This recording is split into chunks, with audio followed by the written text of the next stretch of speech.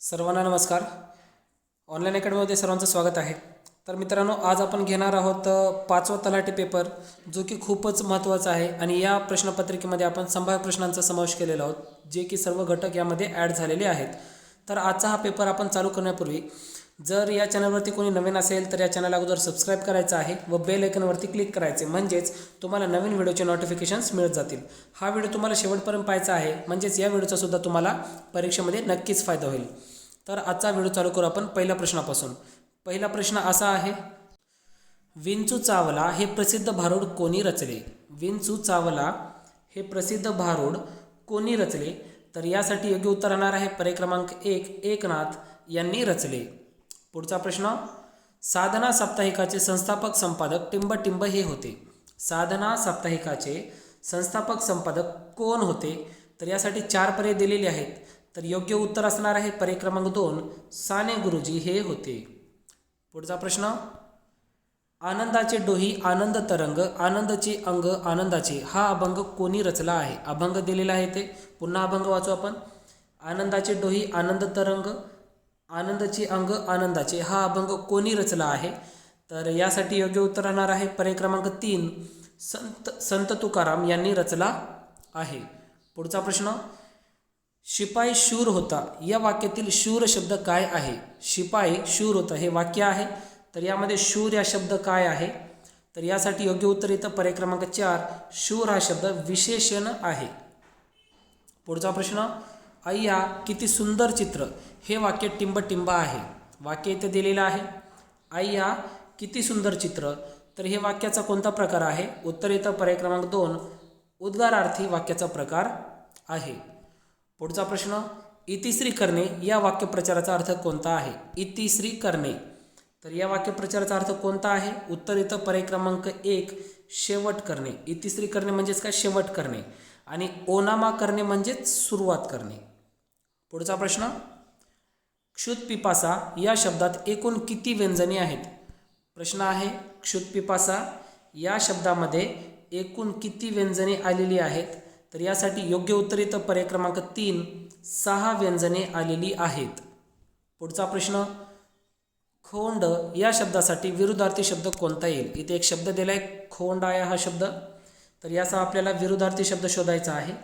तर यासाठी योग्य उत्तर येणार आहे पर्याय क्रमांक 4, कालवड हा विरुद्धार्थी शब्द खोंड या शब्दासाठी येईल. पुढचा प्रश्न, 300 रुपयांना ही छत्री आहे या वाक्यातील अधोरेखित शब्दाची विभक्ती ओळखा.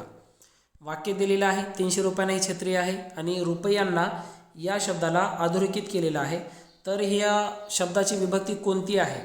तर योग्य उत्तर राहणार आहे पर्याय क्रमांक 2, चतुर्थी विभक्ती आहे. पुढचा प्रश्न, पुढे दिलेल्या वाक्यातील कृदंत सांगा. वाक्य दिलेलं आहे, ताजमहल बांधल्याला खूप वर्ष झाली.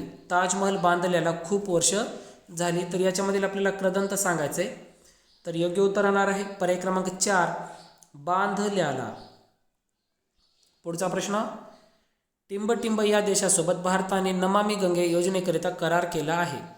तर कोणत्या देशासोबत भारताने नमामि गंगेकरिता करार केला आहे? तर यासाठी योग्य उत्तर राहणार आहे पर्याय क्रमांक 2, जर्मनी देशासोबत भारताने नमामि गंगे योजनेकरिता करार केला आहे. पुढचा प्रश्न, हरक्युलिन मेन्स हरक्युलिन म्हणजेच काय? तर यासाठी योग्य उत्तर येतं पर्याय क्रमांक 3, उत्तर योग्य राहील, showing great strength.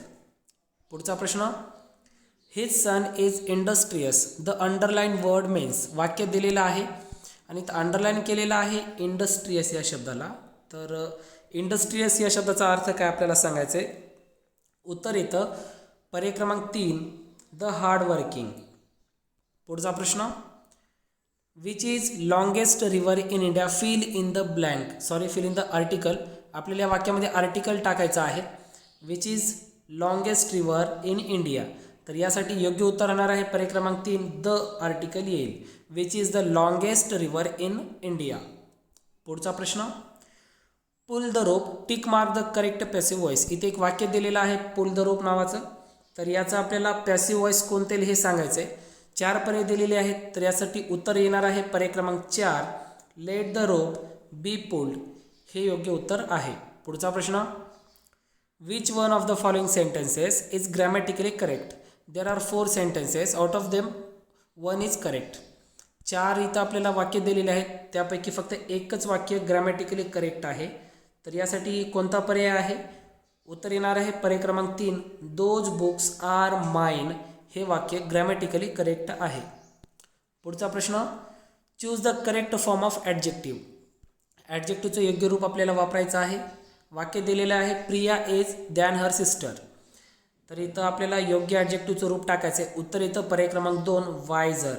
Priya is wiser than her sister. Comparative डिग्रीमधला फॉर्म येतो इथे वायझर.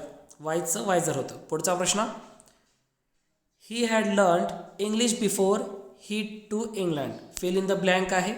पुन्हा वाक्य वाचू. He had learned English before he to England. तर इथं कोणता शब्द येतो? उत्तर येतं पर्याय क्रमांक 4 went. He had learned English before he went to England.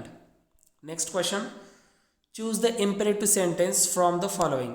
वाक्य दिलेलं आपल्याला 4, त्याच्यापैकी इम्पेरेटिव्ह सेंटेन्सचं वाक्य आपल्याला निवडायचं आहे. इम्पेरेटिव्ह सेंटेन्सची सुरुवात नेहमी होते क्रियापदापासून, म्हणजेच वर्बपासून. तर योग्य उत्तर येणार आहे आपल्याला पर्याय क्रमांक 4 stand up on the desk. हे आहे इम्पेरेटिव्ह सेंटेन्समध्ये. पुढचा प्रश्न, complete the following sentence. Complete the following sentence. The sentence is given here. The watchman asked the stranger. The watchman asked the stranger. Complete the sentence. Then our answer is option number 3 is there, who he was. हे उत्तर येईल. पुढचा प्रश्न, आंध्र प्रदेशची नवीन राजधानी अमरावती कोणत्या नदीच्या तीरावर आहे? आंध्र प्रदेशची जी नवीन राजधानी झालेली आहे अमरावती आहे. तर ही अमरावती कोणत्या नदीच्या तीरावर वसलेली आहे? तर यासाठी योग्य उत्तर राहणार आहे पर्याय क्रमांक 1 कृष्णा या नदीच्या तीरावर अमरावती ही राजधानी वसलेली आहे.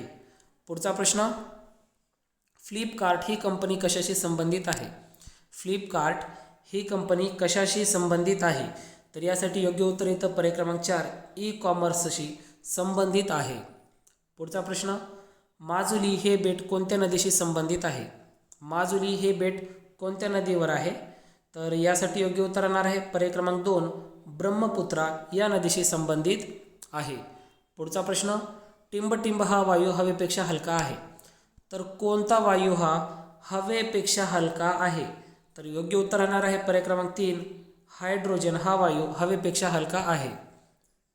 पुढचा प्रश्न, जिप्समचा वापर कोणत्या जमिनीच्या सुधारण्यासाठी केला जातो? तर जिप्सम याचा वापर कोणत्या प्रकारच्या जमिनीच्या सुधारणेसाठी केला जातो?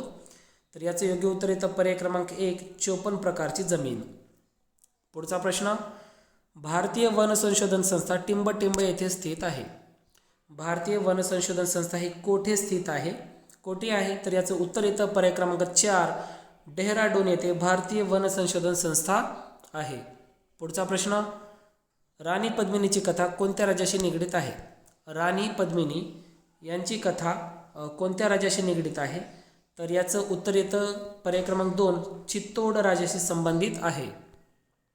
पुढचा प्रश्न, खालीलपैकी कोणते मायक्रोफॉना आहे? खालीलपैकी कोणते हे मायक्रोफॉना आहे? उत्तर येतं पर्याय क्रमांक 3 निमॅटोड्स हे मायक्रोफॉना आहे. पुढचा प्रश्न, हॉकी या खेळाचे उगमस्थान टिंबटिंब हे होय. हॉकी या खेळाचे उगमस्थान कोणता देश होय? उत्तर येतं पर्याय क्रमांक 1 तुर्कस्थान.